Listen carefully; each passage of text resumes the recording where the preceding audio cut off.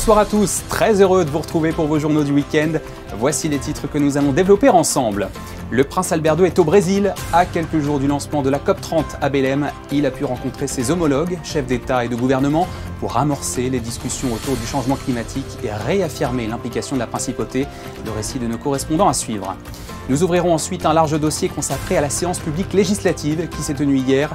Plusieurs textes majeurs étaient à l'ordre du jour, débattus par le Conseil national et le gouvernement. Certains n'ont pas mis tout le monde d'accord. Vous entendrez les protagonistes de ces échanges et nous reviendrons ensuite sur le très attendu projet de loi de sécurité routière qui a été adopté hier. À cette occasion, le ministre de l'Intérieur, Lionel Beffre, nous a accordé une interview. Après cette séquence, ce sera l'heure des réjouissances. La mairie de Monaco a organisé une journée festive spécialement pour les seniors de la principauté. Repas, loto et chasse au trésor étaient au programme. Enfin, nous refermerons ce journal avec un spectacle exceptionnel donné hier au Théâtre Princesse Grace, auquel a participé l'Orchestre des Carabiniers du Prince.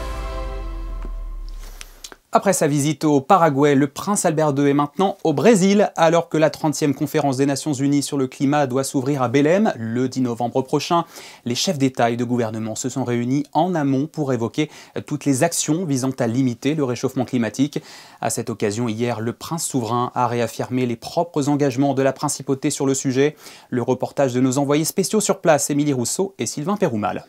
Faire avancer l'action climatique au niveau mondial, c'est en ce sens que les chefs d'État et de gouvernement se sont rassemblés à Belém, au Brésil, 4 jours avant le début de la COP30. Impacté par le contexte géopolitique, la lutte contre le réchauffement climatique reste une priorité pour la communauté internationale. Le Brésil veut faire de cette conférence des Nations Unies la COP des solutions. Le président brésilien a été le premier à donner le ton en annonçant le lancement d'un nouveau fonds pour financer la protection de la forêt tropicale. Pela primeira vez na história, os países do sul global terão protagonismo em uma agenda de floresta. As florestas tropicais cumprem uma função essencial para o enfrentamento à mudança climática. Elas retêm carbono, garantem fluxos hídricos e protegem a biodiversidade. Sem elas, não temos água para beber e nem para plantar. Autour du président brésilien, les prises de décision se multiplient pour atteindre les objectifs fixés par l'accord de Paris il y a 10 ans. Le prince Albert II, fervent défenseur de l'environnement, porte la voix d'un engagement de longue date, une ambition qu'il partage avec le prince William, qu'il a rencontré à Belém. Lors de son discours prononcé à la séance plénière, le prince souverain a réaffirmé les actions de son pays pour limiter le réchauffement climatique et présenter ses nouvelles contributions au niveau national. J'ai décidé que Monaco doublerait le financement international qu'il consacre spécifiquement à l'action climatique des pays en développement d'ici 2028. C'est également dans cette veine que mon pays a publié sa nouvelle contribution déterminée au niveau national qui nous engage d'ici à 2035 à réduire de 67,6% nos émissions de gaz à effet de serre par rapport à 1990. Le contexte de la première COP, il y a 30 ans, ou celui de l'adoption de l'accord de Paris il y a 10 ans, n'était pas particulièrement propice à de telles avancées. Néanmoins, la conscience collective de l'urgence climatique a prévalu. Je formule ainsi le vœu que cette conscience, aujourd'hui accrue, nous inspire tous et qu'elle aiguille les décisions qui nous parviendront prochainement de Belém. Nous devons faire de cette COP une étape décisive. Nous ne pouvons plus attendre.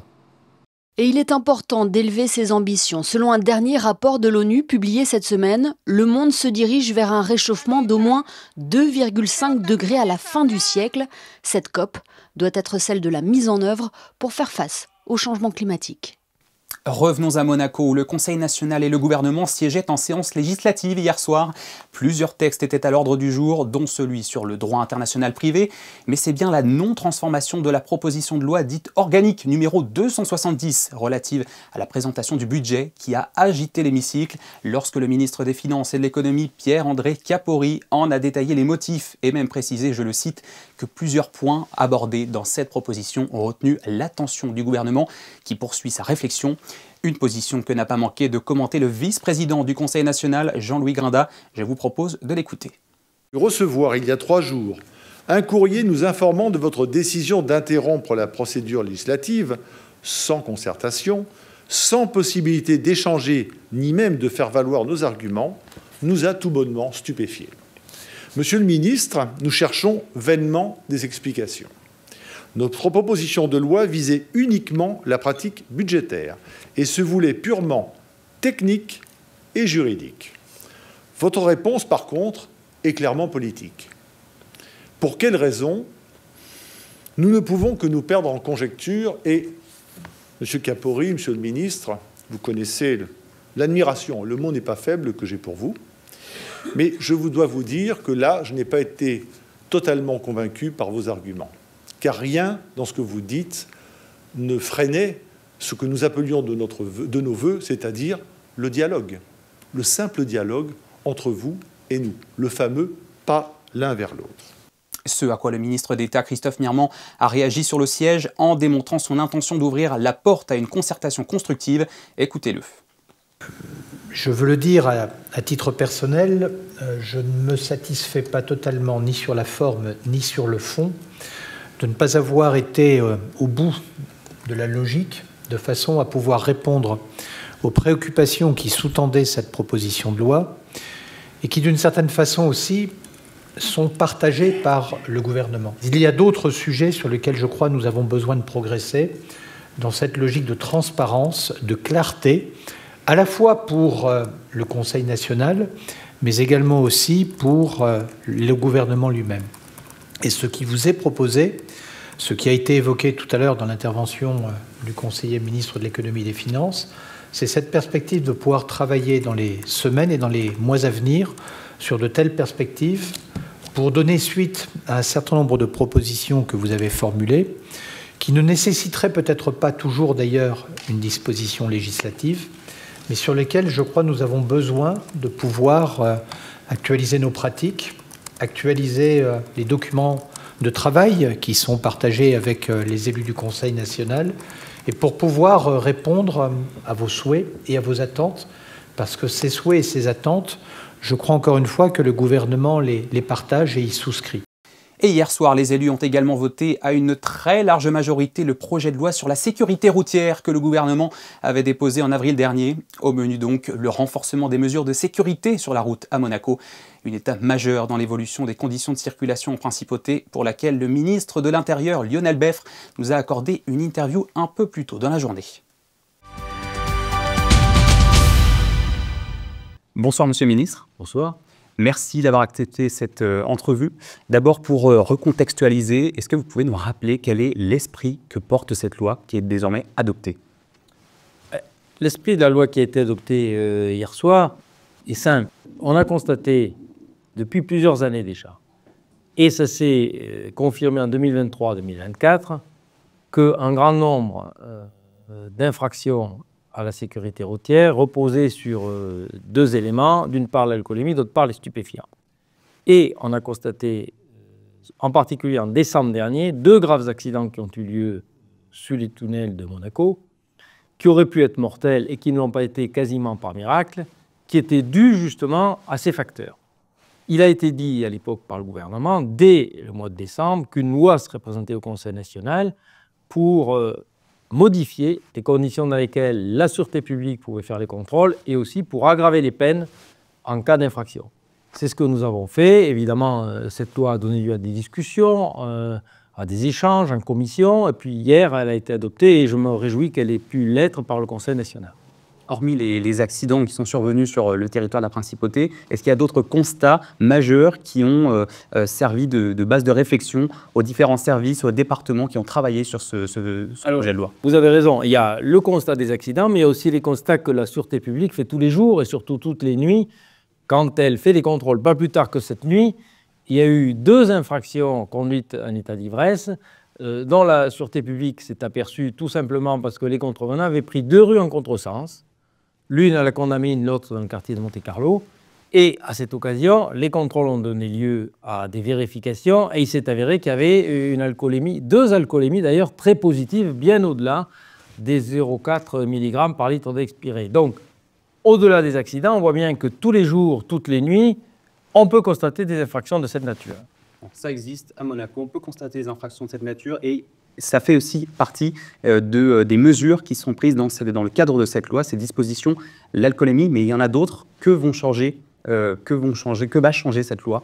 Alors, il y a des dispositions, on va dire, alcoolémie, stupéfiants, sur lesquelles je vais revenir, et puis il y a d'autres dispositions qui visent, par exemple, à créer un délit pour les running, c'est l'organisation de courses sauvages auxquelles il faut mettre un terme. Il y a aussi des dispositions pour créer le délit de récidive de grande vitesse dès lors qu'on dépasse 50 km/h au-delà de la vitesse autorisée. Donc, au-delà de la question centrale de la loi, qui est celle de l'alcoolémie et des stupéfiants, on a profité de ce vecteur législatif pour, là aussi, prendre en compte l'évolution de ce qu'on constate et durcir un certain nombre de sanctions. Alors, sur l'alcoolémie et les stupéfiants, il y a deux aspects. Il y a un premier aspect, ce sont les contrôles.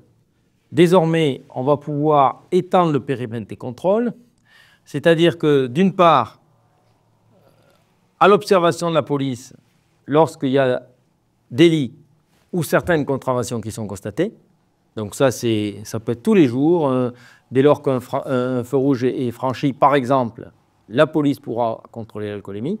Et puis ensuite, un deuxième aspect qui est un contrôle plus programmé, on va dire, sur décision du ministre d'État, certains jours, certaines heures, on va pouvoir opérer des contrôles, alors qu'ils seront pour le coup totalement aléatoires, c'est-à-dire que ça peut être un véhicule qui passe, mais qui n'a pas commis ou une contravention ou un délit. Est-ce que cette disposition est la priorité numéro 1 du gouvernement autour de cette loi, ou est-ce qu'il y a d'autres priorités? Par exemple, la mesure phare de cette loi. La mesure phare, c'est étendre les possibilités de contrôle. Sur l'alcoolémie, sur les stupéfiants, on a voulu que ce soit traité de manière égale. C'est-à-dire qu'on peut faire des contrôles alcoolémiques comme on peut faire des contrôles stupéfiants dans les mêmes conditions. Le deuxième aspect, c'est le durcissement des sanctions. C'est-à-dire qu'aujourd'hui, nous sommes sur des sanctions qui allaient de 1 à 6 mois. Nous pourrons désormais aller de 1 à 2 ans d'emprisonnement, plus des amendes dont le montant a été rehaussé. Mais tout cela se fera évidemment sous l'autorité du juge, puisque ce seront des sanctions judiciaires. Dans votre discours d'introduction de cette loi hier dans le grand hémicycle, vous disiez que cette loi servait surtout à prévenir et aussi, bien sûr, à sanctionner quand c'est nécessaire. Est-ce que la prévention prend aussi le pas sur la répression dans ce cas-là? Disons que les contrôles qui se feront permettront, s'il y a des infractions, de sanctionner et en même temps de dissuader. Mais ça ne suffit pas. Les élus du Conseil régional, à juste titre, ont rappelé qu'il fallait aussi qu'il y ait de la sensibilisation, de la prévention, de l'accompagnement. Et à ce titre, nous serons amenés à faire des campagnes de prévention pour accompagner la mise en œuvre de la loi, mais aussi au-delà de la mise en œuvre tout au long des années, pour rappeler les règles, en particulier aux conducteurs les plus jeunes, mais pas seulement aux conducteurs les plus jeunes. Et puis deuxièmement, je fais observer que dans la loi, il a été rajouté, et c'est, je crois, une bonne initiative, la possibilité pour le juge de confirmer une peine complémentaire qui serait les stages de sensibilisation à la sécurité routière. Donc, si vous voulez, au-delà de la sanction, le juge pourra demander à ce qu'il y ait un stage de sensibilisation pour l'avenir. Parce que la sanction, elle vise d'une certaine manière à sanctionner le passé, mais il faut aussi que les conducteurs qui ont commis des infractions, et tous les autres, comprennent que le danger aujourd'hui, c'est de conduire avec un taux d'alcoolémie qui dépasse le seuil, de conduire en étant sous l'emprise de stupéfiants, etc., etc. Voilà. Monsieur le ministre, quand prendra effet cette loi? À quel moment elle entrera en vigueur? À quel moment les contrôles démarreront sur des routes monégasques? Alors, les contrôles, il y a deux choses. D'une part, cette loi ne pourra s'appliquer qu'évidemment dès lors qu'elle aura été publiée au Journal de Monaco, et donc elle sera dans le champ du périmètre du droit positif. Et ça peut être dans quelques jours.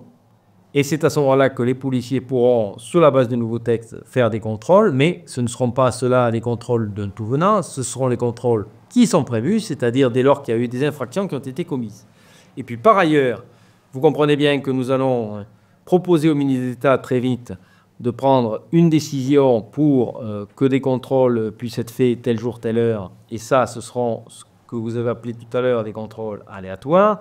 Ceux-là auront lieu pour les fêtes de fin d'année. Je ne suis pas en capacité de vous dire aujourd'hui ce sera tel jour ou tel autre, mais en revanche, il faut qu'on soit très conscient que c'est nécessaire de le faire pour les fêtes de fin d'année, pour la raison suivante, c'est que d'une part, l'année dernière, nous avions observé que les accidents avaient lieu à l'approche des fêtes de fin d'année, et que deuxièmement, on sait bien qu'à cette période-là, les fêtes accompagnant la vie quotidienne, les risques d'absorption d'alcool, de stupéfiants sont bien plus supérieurs. Donc, ce sera l'occasion d'éprouver le nouveau texte d'ici à la fin de l'année, et on le fera sans doute à compter de la mi-décembre. Merci beaucoup, Monsieur le Ministre, d'avoir répondu à nos questions sur Monnaie.info.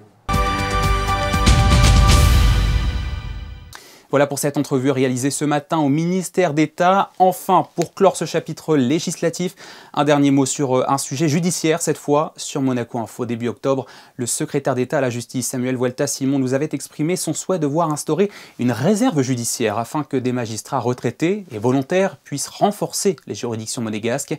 L'idée a été soumise au vote des conseillers nationaux et a finalement été adoptée hier soir.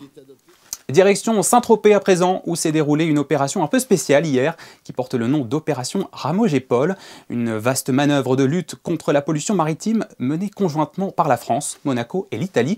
Objectif, tester la coordination et la réactivité des différentes autorités en cas de marée noire. Écoutez les explications de Vanessa Dessy sur les images de Thomas Deus. La Méditerranée a servi de terrain d'entraînement au secours maritime. Au large de Saint-Tropez, les autorités françaises, italiennes et monégasques ont mené l'opération Ramoges-Paul, un vaste exercice simulant une marée noire. Sous la coordination de la préfecture maritime de la Méditerranée, l'opération a testé la gestion conjointe d'une crise en mer. Le scénario se veut réaliste, un pétrolier percuté, une nappe de fioul qui se disperse et une pression médiatique orchestrée pour éprouver les réflexes des équipes engagées. La police maritime et aéroportuaire intervient en appui des opérations de lutte contre la pollution. Habituellement, elle déploie notamment un drone de surveillance pour la reconnaissance aérienne. Mais cette année, pour la première fois, elle participe au dispositif de mise en place de filets anti-pollution. Même si la mission simulée n'a pas totalement atteint ses objectifs, l'exercice permet d'identifier les points faibles à améliorer. Bon les gars, je tenais à vous dire qu'on a bien bossé. On n'a pas réussi à faire l'exercice dans sa totalité, mais en attendant, on a bien travaillé. On a vu les limites du dispositif qui avait été mis en place. On va faire en sorte de l'améliorer. L'année prochaine, on sera meilleur. Je vous félicite pour votre travail, parce que ça s'est bien fait, ça a bien répondu. Et donc voilà, c'est tout ce que je voulais dire pour ma part. L'exercice Ramoges-Paul illustre la vigilance et la coordination indispensables pour protéger la Méditerranée. Les autorités monégasques, françaises et italiennes s'entraînent à répondre rapidement à une pollution majeure, renforçant à la fois la sécurité du littoral et la coopération entre les pays riverains.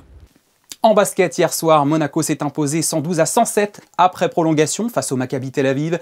Une rencontre délocalisée à Belgrade, en Serbie, pour cette 9e journée d'Euroleague. Puisque, vous le savez, les clubs israéliens ne pourront pas accueillir de rencontres internationales sur leur sol avant décembre prochain. Les hommes de Vassilis Padoulis, menés pendant 3 quarts-temps et demi, se sont bien rattrapés en toute fin de rencontre, portés par l'excellente performance de Mike James, un numéro 55 des grands soirs qui a battu son propre record de points en une seule rencontre d'Euroleague avec la Team est dépassé avec son 37 d'évaluation, le record jusque-là détenu par un certain Nando De Colo. Encore un, Mike James qui affichait hier soir une feuille de statistiques hors catégorie avec 34 points, 6 rebonds, 7 passes décisives et presque autant d'interceptions et de fautes provoquées. Et puis en football, l'AS Monaco recevra le RC Lens demain soir au Stade Louis II dans le cadre de la 12e journée de Ligue 1. Une rencontre à laquelle ne participeront pas 5 joueurs monégasques. Alors que faut-il en attendre? Réponse à l'issue de la conférence de presse suivie cet après-midi par Fabien Monia et Marie-Ève B. Yeah, physically I feel good. And yeah, you know, it's important to work for the team. The collective is the most important and it's a long season, so I believe everybody's going to need to help each other out. Some people might have good moments, difficult moments, but it's important we all stick together and we all work together. Il y a déjà une belle solidarité, mais je trouve qu'on peut encore, il y a encore une grosse marge de progression par rapport à cet aspect-là. Et on est juste aux prémices, je l'espère, mais ça dépend aussi des joueurs. Moi, j'ai une philosophie. où j'ai bien fait comprendre que le collectif passe avant l'individu. Mettre un système de jeu où le collectif prime sur l'individu, où on n'est pas dépendant de un ou deux joueurs. Je pense aussi depuis que je suis arrivé, tout le monde a eu du temps de jeu. Donc ça renforce aussi l'esprit, ok, un match c'est moi, l'autre match c'est un autre. Je rentre, le prochain match c'est un autre. Ça c'est une chose. Et après, oui, c'est les meetings, c'est l'énergie avec mon staff. Voilà. Je pense que c'est un gros processus. Après, maintenant, je viens d'arriver en plein milieu de saison. J'ai eu peu de temps pour travailler sur ça, peu de temps pour travailler sur la tactique. On est beaucoup dans des matchs dans des entraînements de préparation et de récupération aussi. Donc voilà, on essaye de trouver le juste milieu et d'avoir un impact aussi avec les images vidéo et d'être clair aussi sur ce qu'on demande et d'apporter une certaine rigueur. Un événement original a été organisé aujourd'hui par la mairie de Monaco, une journée festive consacrée aux seniors. C'est d'ailleurs le service des seniors et de l'action sociale qui l'a supervisé. Au programme repas, loto et même une chasse au trésor. Nos journalistes Fabien Bonilla et Alexandra Paolini, en dehors de la tranche d'âge, y ont participé. Ils étaient une soixantaine ce vendredi matin à se retrouver à l'intérieur du marché de la Condamine pour d'abord prendre une boisson chaude et une viennoiserie, mais surtout pour découvrir le règlement d'un grand jeu de piste. Ce sont les bénéficiaires de l'unité des seniors, mais aussi les adhérents de l'espace Lamartine. Vous voyez, même malgré la pluie, on a plein de monde aujourd'hui, 60 personnes ce matin. On a envie de convivialité, on a envie de se retrouver, de partager des moments ensemble. Et bon, je trouve que c'est vraiment sympathique et nécessaire, quel que soit l'âge. Moi, je suis touchée parce que je vois tous ces mondes, des personnes avec qui je peux parler, parce que moi, j'ai un certain âge. Comme je suis souvent seule à la maison, là, ça me fait plaisir. Ça me sort de mon univers. C'est une matinée d'amitié, hein, c'est une très belle journée et ça nous fait très plaisir de se retrouver. Et après, pour le jeu de piste, dommage qu'il pleut. Mais on va voir les surprises que vous nous réservez quand même. Tous les participants ont été répartis en 7 équipes, reconnaissables grâce aux différentes couleurs des bandanas. Et ils ont bravé la pluie ce vendredi pour se rendre sur 6 étapes dispatchées un peu partout dans Monaco.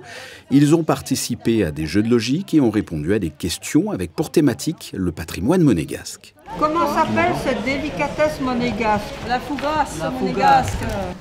Qu'est-ce que vous êtes en train de faire là? Eh bien, on est en train de faire un questionnaire pour avoir le plus de points possible et essayer de gagner quand même.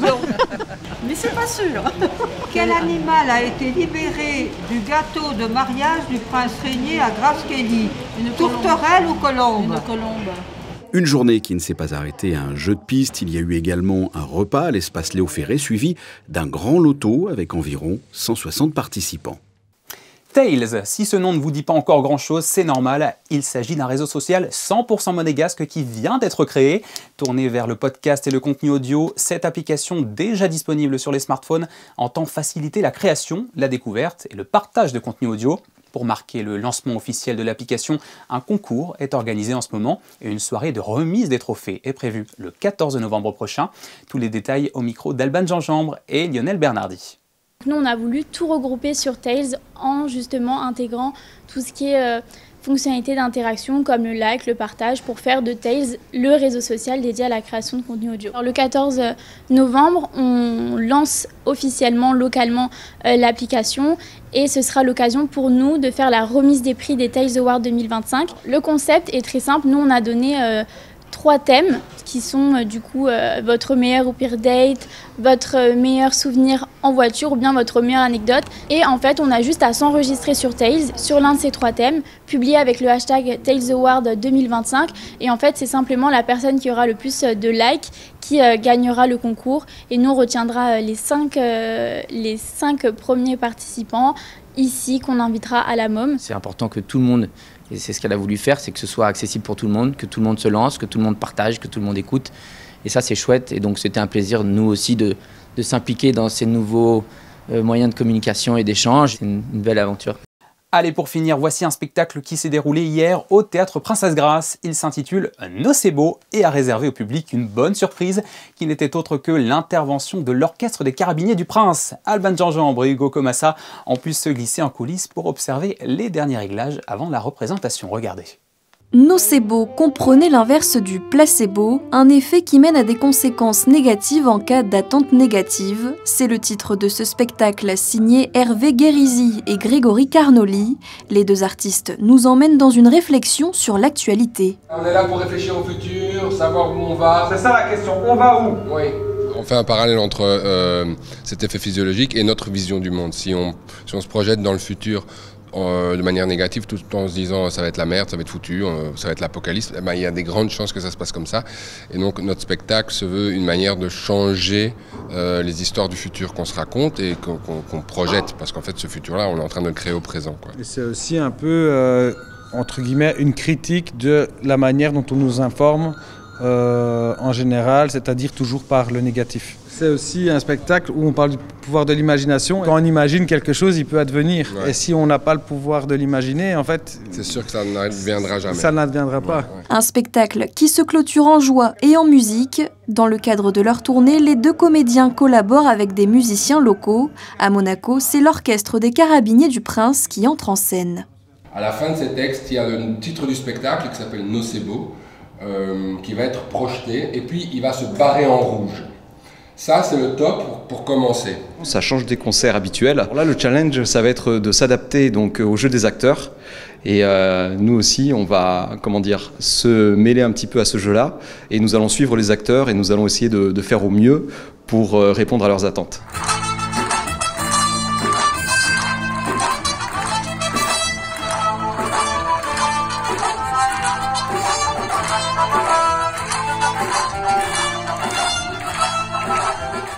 Avant de refermer ce journal, cette information qui concerne un autre théâtre. La saison des spectacles jeunes publics est ouverte au Théâtre des Muses et elle a encore beaucoup de succès puisque ses premières représentations sont déjà complètes ou presque. D'abord pour la pièce Ambre et les jouets magiques, il reste des places ce samedi à 10h30. Un spectacle vient d'être ajouté ce dimanche à 10h30 et il reste aussi des places à 11h30. 16h30, mais aussi pour le spectacle à destination des plus de 5 ans qui s'appelle L'Alchimie du Bonheur. Une représentation supplémentaire est prévue ce samedi à 11h. Alors pour y assister, n'hésitez pas à réserver sur le site internet du Théâtre des Muses. Voilà, c'est la fin de cette édition. Merci à vous de l'avoir suivi. Dans un instant, vous avez rendez-vous avec Christine Petit-Homel pour vos prévisions météo. Je vous laisse avec un retour en images de la journée festive organisée aujourd'hui à Monaco par le service des seniors et de l'action sociale. Les clichés sont signés Stéphane Dana. Et restez bien avec nous. Je vous retrouve dans un court instant pour un nouvel après-JT consacré au mois sans tabac. A tout de suite.